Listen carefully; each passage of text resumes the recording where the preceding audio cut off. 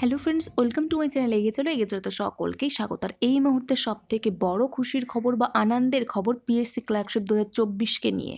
তো পিএসসির প্রাক্তন অফিসার নিজের মুখে যে কথাটা বলেছেন, তো প্রাক্তন স্যারের একটা ইউটিউব চ্যানেল আছে, সেখানেই কিন্তু ক্লার্কশিপের সম্পর্কে একটি আপডেট তিনি দিয়েছেন, সেটাই কিন্তু আমি এখানে সকলকে দেখাতে চলে এসেছি। ফুড এসআইয়ের মতো কিন্তু আর ক্লার্কশিপের ক্ষেত্রে হবে না। তো স্যার কী আপডেট দিয়েছেন সেটাই আমি সকলকে দেখাবো।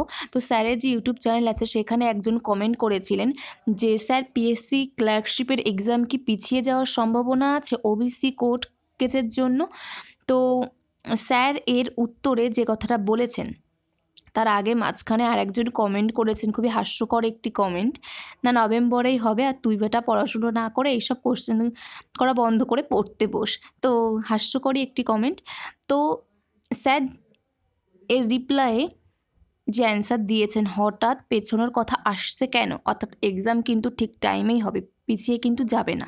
তো আপনারা ভাবছেন ওবিসি কেসের জন্য পিছিয়ে যেতে পারে, সেটা কিন্তু পুরোপুরিভাবে ভুল।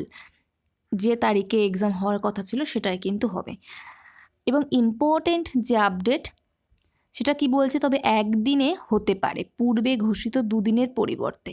তো 16 এবং 17ই নভেম্বর এক্সাম হওয়ার কথা ছিল, সেটা না হয়ে কিন্তু একদিনেই এক্সামটা হবে।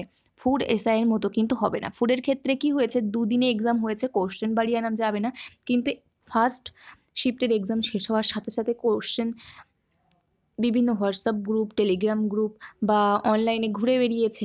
নেক্সট দিন কি হয়েছে, অ্যান্সার ঘুরে বেরিয়েছে, তারপর সেটা নিয়ে কেস হয়েছে, আন্দোলন হয়েছে, স্টে অর্ডার জারি করেছে, এবং এই প্রসেসটা আগামী 2 বছর ধরে এমনটাই চলবে। এটা কিন্তু ক্লার্কশিপের ক্ষেত্রে হওয়ার চান্স খুবই কম, কারণ যদি একদিনে এক্সাম হয় তো এই সমস্ত কোশ্চেন, দুদিনে এক্সাম হলে তো প্রশ্নপত্র তো অবশ্যই ফাঁস হবে, কারণ আমাদের ডব্লিউবিসিএসের মতো জায়গা যেখানে একদিনই এক্সাম হলে তাই প্রশ্ন ফাঁস হয়ে যায়, সেখানে দুদিন তো কত ব্যাপার। তো একদিনে যদি এক্সাম হয়, কোশ্চেন ফাঁস হওয়ার সম্ভাবনা কিন্তু খুবই কম থাকবে, আর এটার উপর কেস হওয়ার সম্ভাবনাও কম থাকবে। যে প্রসেসটা কিন্তু সিম্পল যে এক্সামগুলোর মতো হয়, সেই এক্সামগুলোর মতো হওয়ার সম্ভাবনা প্রবল আছে। তো বলবো, যারা ক্লার্কশিপের জন্য প্রিপারেশান নিচ্ছেন, মন দিয়ে ক্লার্কশিপের জন্য প্রিপারেশান নিন। প্রচুর ভ্যাকান্সি আছে, এবার যদি হয় তো এবারেই কিন্তু হবে, এবার যদি না হয় তো কোনোবারই কিন্তু হবে না। তো এক্সাম কিন্তু 2 দিনের বদলে 1 দিন হওয়ার সম্ভাবনা আছে, এমনটাই কিন্তু স্যার নিজে বলছেন। তো এইটুকুর আপডেট দেওয়ার ছিল আজকের এই ভিডিওতে, যে খুবই বড় একটি খুশির খবর, ভাবলাম সকলের মধ্যে একটু শেয়ার করে দিই। 2 দিনের পরিবর্তে 1 দিন এক্সাম কিন্তু হচ্ছে। তো এখানে শেষ করছি। নেক্সট ভিডিওতে কিন্তু আমাদের আবার দেখা হচ্ছে, এই টাইপের আপডেট নিয়ে চলে আসবো। যদি চ্যানেলে নতুন হয়ে থাকেন, চ্যানেলকে অবশ্যই সাবস্ক্রাইব করে রাখুন। তো চলুন, নেক্সট ভিডিওতে আবার দেখা হচ্ছে। Thank you, good by.